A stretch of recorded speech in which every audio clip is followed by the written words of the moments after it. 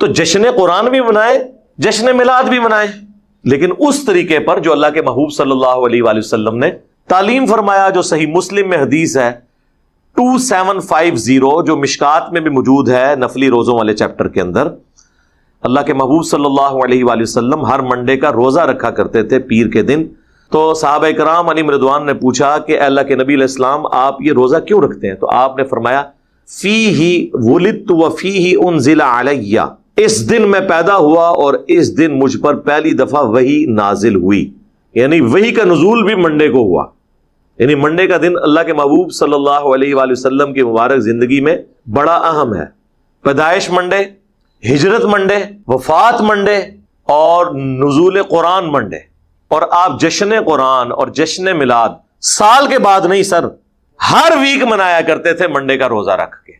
ایک اور حدیث بھی ہے صحیح مسلم کی کہ نبی علیہ السلام ہر منڈے اور جمعرات کو روزہ رکھتے تھے، اور فرمایا کہ ان 2 دنوں میں اللہ کے حضور نامہ اعمال پیش ہوتے ہیں، میری خواہش ہے کہ میرا نامہ اعمال جب اللہ کے حضور پیش ہو تو میں روزے کی حالت سے ہوں۔ وہ الگ سے حدیث ہے، اور یہ منڈے کے حوالے سے الگ سے حدیث موجود ہے۔ تو جشن میلاد منانے کا طریقہ بتا دیا۔ بعض لوگ کہتے ہیں جی ہم اس پر قیاس کرتے ہوئے 12 ربیع الاول کا روزہ رکھ لیں، جس طرح ہمارے یہ دعوت اسلامی والے جن کی پہلے سبز پکڑی تھی اور اب سفید ہو گئی ہے، یہ لوگ 12 ربیع الاول کو روزہ رکھتے ہیں باقاعدہ طور پہ نا، اور قیاس کرتے ہیں۔ اب یہ قیاس بڑی دور کا ہے، ہم فتویٰ کو نہیں لگاتے، لیکن کم از کم باقیوں سے یہ بہتر ہے۔ باقی جو ایکٹیویٹیز پرفارم کر رہے ہیں نا، یہ آپ کو جو ڈول ڈمکے نظر آتے ہیں، عجیب و غریب قسم کی حرکات کرتے ہوئے لوگ، وہ دعوت اسلامی کے لوگ نہیں ہوتے۔ ایٹ لیسٹ ان کے اندر اتنا ہے کہ انہوں نے ایک خاص لمٹ کو کراس نہیں کرنا۔ تو وہ ایون آپ دیکھیں اتنی گرمیوں میں بھی ربیع الاول آیا ہوتا ہے، کئی بیچارے بے ہوش بھی ہو جاتے ہیں، روزہ رکھا ہوتا ہے انہوں نے، جلوس میں بھی وہ جا رہے ہوتے ہیں۔ باقی یہ ماڈل بنانا، ماڈلز کے آگے کھڑے ہو کے دعائیں کرنا، پھر ان ماڈلز کو دیکھنے کے لیے مرد و عورت کا اختلاط ہونا، اس کو تو خود بریلوی مکتب کے لوگ بڑے علماء ناپسند کرتے ہیں۔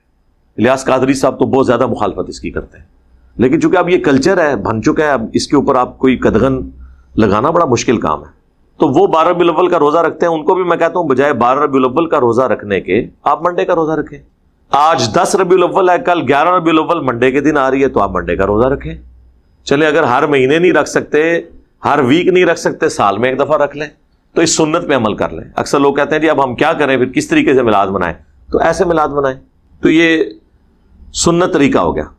اب رہ گیا مروجہ جو طریقہ ہے، جلوس، جھنڈیاں، لائٹنگ، اور وہ عربیوں والے لباس پہنے ہوتے ہیں، لکڑی کی تلواریں اٹھائی ہوتی ہیں۔ آپ پنڈی میں تو چلے جائیں تو وہاں تو آپ کو ایسا ایسا رنگ نظر آئے گا۔ اب یہ ساری کی ساری چیزیں ان کو بھی پتہ ہے کہ اللہ کے محبوب صلی اللہ علیہ وآلہ وسلم اور خلفائے راشدین کے زمانے میں نہیں تھی، لیکن وہ پھر اس کے اوپر لیم ایکسکیوز یہ دیتے ہیں کہ دیکھیں نبی علیہ السلام کے مبارک زمانے میں قالین بھی نہیں بچھائے جاتے تھے مساجد میں، ایئر کنڈیشن نہیں ہوتے تھے، لائٹنگ نہیں ہوتی تھی، مسجد کے محراب، مسجد کے مینار نہیں ہوتے تھے، تو یہ چیزیں بھی تو آپ نے ایکسیپٹ کی ہوئی ہیں۔ ان میں سے کوئی بھی چیز ہم نے دین کے طور پہ ایکسیپٹ نہیں کی ہے، دین کو سپورٹ کرنے کے اعتبار سے کی ہے۔ اصل دین اپنی جگہ ہے۔ یہ نہیں ہوا کہ لائٹنگ سے اور قالین بچھانے سے اور ایک ایئر کنڈیشن لگانے سے نماز کا طریقہ بدل گیا ہو، کہ قیام کی جگہ رکوع کرنا شروع کر دیں اور رکوع کی جگہ سجدہ اور سر جو ہے وہ ہاتھ میں باندھنا شروع کر دیں۔ وہ اصل دین اپنی جگہ پہ ہے۔ آپ بھی منڈے کے دن کا روزہ رکھیں، اس روزے کو آپ کھجور سے افطار کرنا چاہتے ہیں کریں، اس کے بعد آپ نے بریانی کھانی ہے، اگرچہ بریانی کا ثبوت نبی علیہ السلام کے زمانے میں نہیں ہے تو آپ کھائیں، اے سی والے کمرے میں بیٹھ کے کھائیں، ہم آپ کو کچھ نہیں کہیں گے، کیونکہ اصل اپنی جگہ موجود ہوگی۔ دین کی اصل